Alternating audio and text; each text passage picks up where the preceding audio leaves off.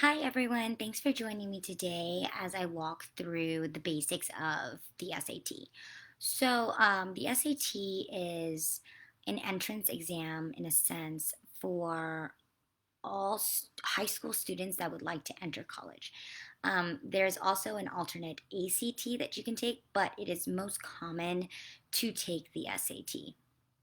Um, and when taking there is four sections. There is the math section, there's the writing and grammar, there is the reading, and then there is the essay portion. Um, and each those first three sections, so the reading, the grammar and writing, the math, those are multiple choice, and the last is an essay where you write yourself. Uh, the SAT is an exam everybody has to take, and it's not necessarily the hardest exam, but it's also not the easiest. They put in a good mix of questions so they can gauge where you are academically compared to your peers. So you're really just trying to score better than everybody else when you take the SAT. So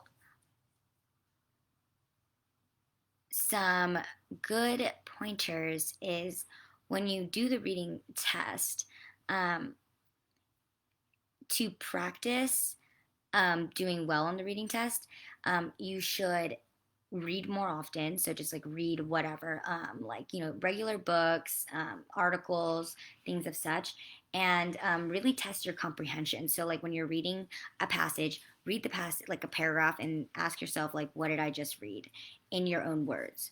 A lot of the times, students tend to just repeat what's physically in the passage, like line by line without actually just understanding it, interpreting, and then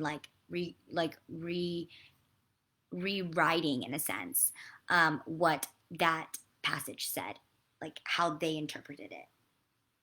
And then also another thing with just testing in general, we tend to get caught up in looking just at the answers, and with the SAT and a lot of entrance exams like the MCAT, the GRE, the LSAT, everything, um, the the answers, the, the answer choices, there are more than one correct answer. Like, yes, that answer choice could be true and so could another one. So like B and C could both be true statements, but they don't answer the question, because the question could be asking something completely different that has nothing to do with B or C, and it has actually something to do with A.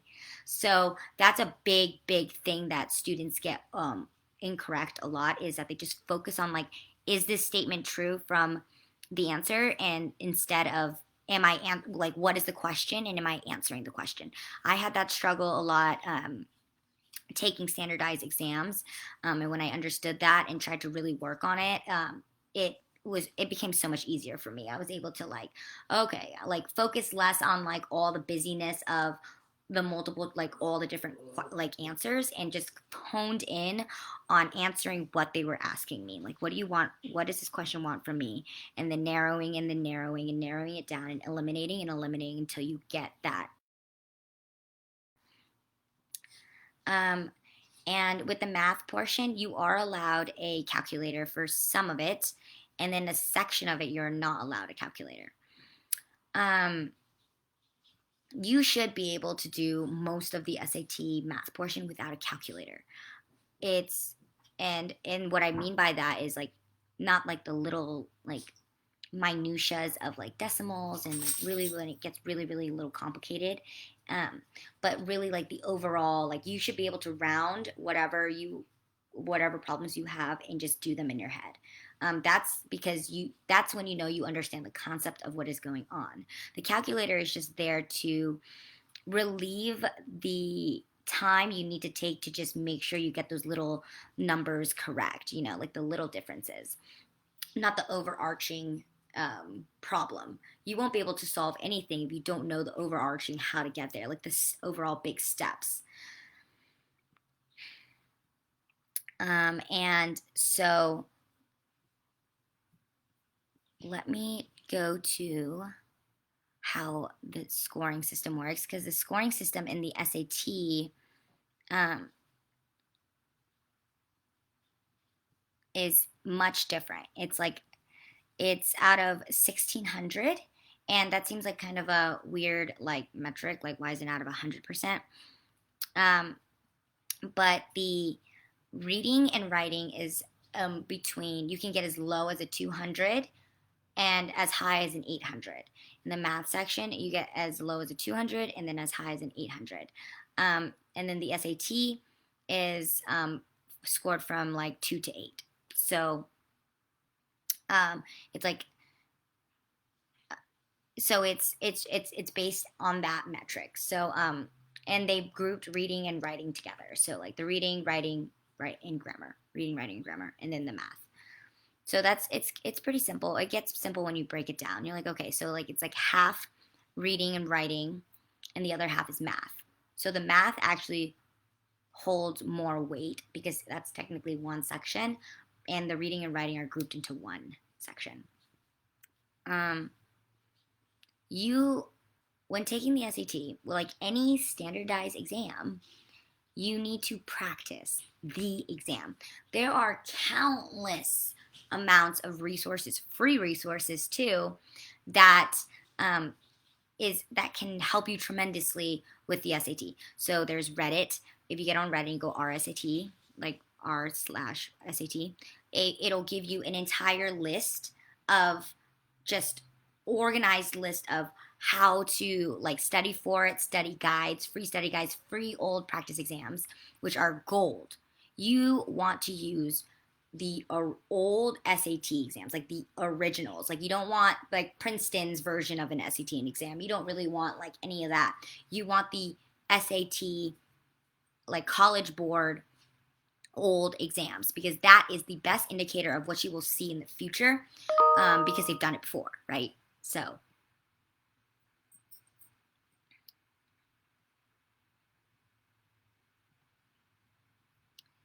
and then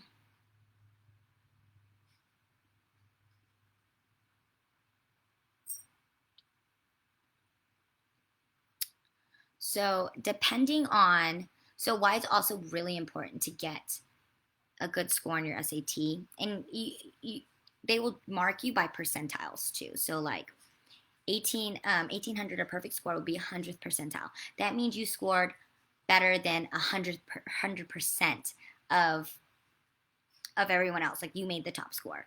And it's important to do really well, not to just do okay. Like 50 percentile is you did it better than half the people, right? So like that's kind of like how it works. The reason why it's so important to do well on the SAT, and it's like a great way to take advantage of it, is to think about it as a job. So like the better you do on your SAT, the more money you'll get for scholarships. And that is super important. And also everything you learn on the SAT will only be beneficial to you succeeding, like beneficial for you in college, like understanding all, like reading comprehension, understanding writing, understanding math, all of this you will use in college. Even though you feel like you're like, when am I ever going to use geometry? You will. You'll use geometry in the way you think about logic, and the way you think about shapes, and the way you think about how symmetry works and stuff like that. I do a ton of art. Like I paint, oil paint all the time, and understanding symmetry, understanding like how triangles are the strongest structure, like things like that, that like really, really bring things together. Like if you're an architect, if you want to do architecture, like that's, come on, geometry is like your whole thing, you know? So it's really important to really hone in on subjects that you might not feel like is important, but is actually super, super, super important.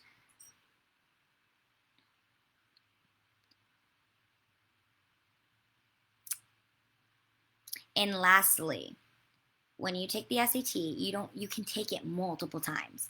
Now, I'm not talking about like practice exams. I'm saying the actual SAT. You can take that thing as much as you want. So that is amazing. So you can always do it again. You can always like it's never end all be all. If you don't score well the first time because you have testing anxiety, this is something that you can learn about yourself. Like, oh, I have testing anxiety. Like I should probably work on that.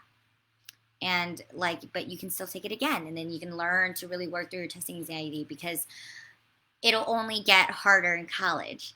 Your testing anxiety will get worse. So it is great. It's a great time while you're living at home to learn how to deal with your testing anxiety. So you don't have to like learn how to deal with your testing anxiety while you're in college for the first time, while you're living by yourself, while you have roommates, while you have to learn how to cook and do your laundry and like go to your own doctor's appointments and like drive everywhere yourself and like, learning where everything is. You'll be able to like really concentrate on how you test and how you learn at home. And I think that's like the biggest tip I have when doing the understanding the SAT is understanding how you test as an individual, because that will only help you in the long run. Because if you don't know how you test and you go into college is just like test after test after test. So if you don't understand that, you're already like behind, So and the SAT is a great way to really prepare you and like help you see if you are a good tester. If you're not, some people aren't. I'm not a good tester, but I learned my weaknesses and I learned my strengths and I learned how to navigate them appropriately to get a score that truly reflects the knowledge that I have and not the anxiety that I'm having at that moment. So, but I hope you guys got some good information out of this, and I'll see you guys next week.